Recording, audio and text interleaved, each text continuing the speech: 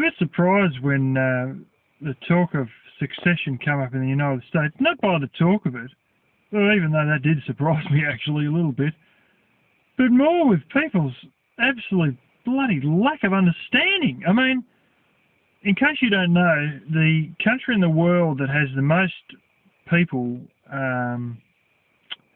not including established rebel forces or anything like this, but more individual people trying to secede with their own properties, and different areas that are trying to, you know, have had a gutful of stuff. We are number one in the world for the amount of individuals who try and, well, secede their own individual properties. And, you know, I heard one prepper who said, oh, my buddy said this, my buddy said that, my buddy said something or other else, and some of the things was here, and I was just thinking, there's a pretty simple aspect behind succession, regardless of what you may have heard. And Ron Paul spelled it out very nicely, but a lot of people were so busy on the bloody rumour mill again. And all it is they plain and simple officially disconnect themselves from the existing government and ignore the rules and regulations and fines and law courts and whatnot of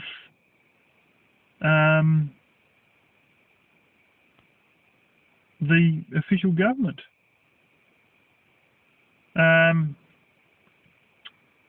There is an organisation here that was mentioned, something or other Australis, I can't remember the name, but you may know yourself. And they are a whole group who, you know, decisively believes that they should ignore the courts of Australia. But where you can get a good understanding of it is the Orange Revolution of the Ukraine. What basically happened was they got someone, it was election time and they voted and blah, blah, blah. And this is your new president, ho, ho, ho. And everybody thought, BS.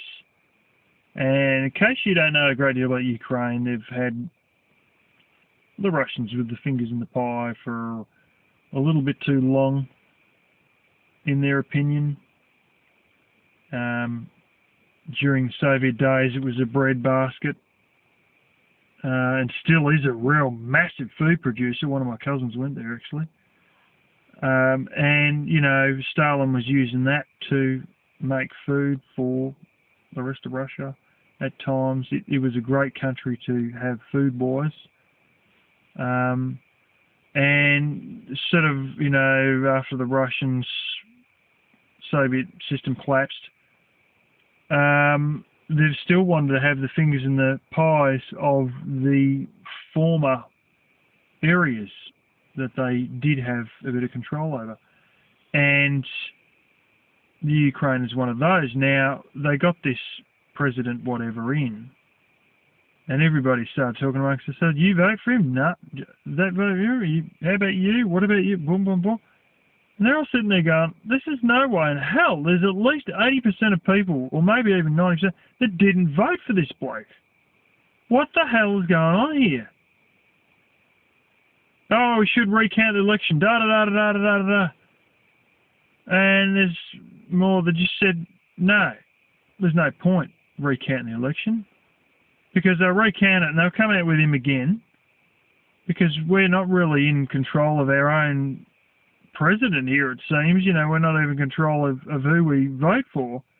And so they just said, that's enough. Enough's enough. We're not going to have a recount. We're not going to have a court case. We're not going to just stuff it. And they just stood up and they said straight up, the bloke who was in the opposition, who was a, you know, Ukrainian,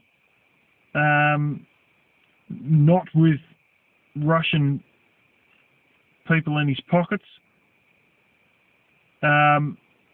stood up and just declared, we decide that we're going to openly ignore the government that has been given to us because we do not accept them. And if you want to join in. And all those who believe they're full of it, and we basically just got handed this bloke and he wasn't who we voted for, you can follow us. And that's what happened. And this government basically hit the deck just purely due to people ignoring them. Not taking them serious, not paying fines, not listening to any of the cops or any of the other bureaucrats or assholes that were, you know, part of that system. And they just said, we're going to start things on our own and we'll just ignore you lot. And you know what? It worked. It worked, no worries at all. And I know that a lot of people think succession usually involves a bloodbath. So many things, it's going to end up in civil war, quick, you know, you make sure you got plenty of it. You know, there's going to be people torn to shreds by AKs and whatnot.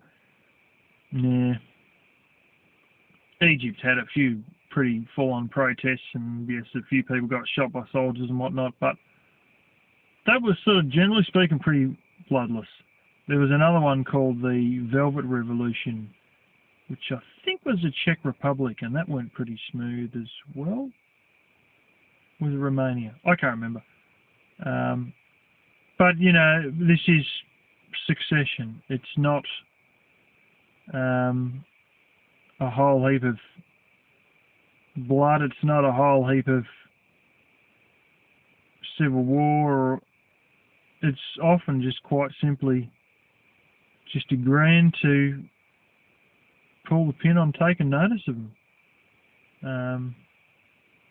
And that's that.